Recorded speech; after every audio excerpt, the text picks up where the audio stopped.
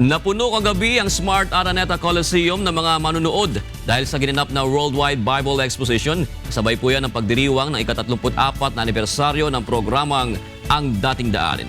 Ito ang balita ni Grace Casin.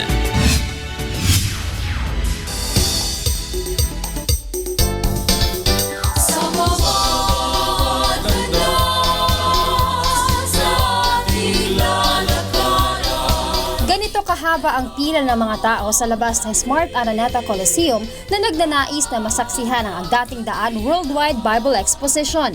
Malaking bilang sa kanila ang nagmula pa sa iba't ibang lugar sa National Capital Region.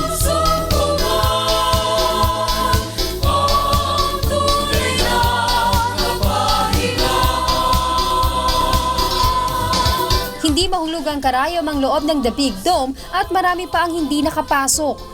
Ganito ang senaryo sa tuwing magdaraos ng Bible Exposition ng programang Ang Dating Daan na nasa ika-34 na anibersaryo na.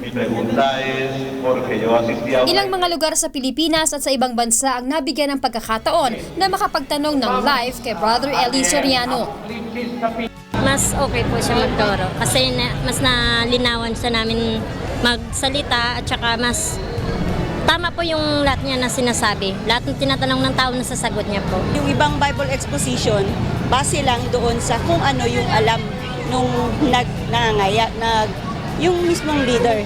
Pero kay Brad Eli mismo, base sa Biblia, talagang proven ko. Ang programang Ang Dating Daan ang tinaguriang the longest running religious program in the country na nagsimula pa noong 1980 sa pangunguna ni Brother Eli Soriano.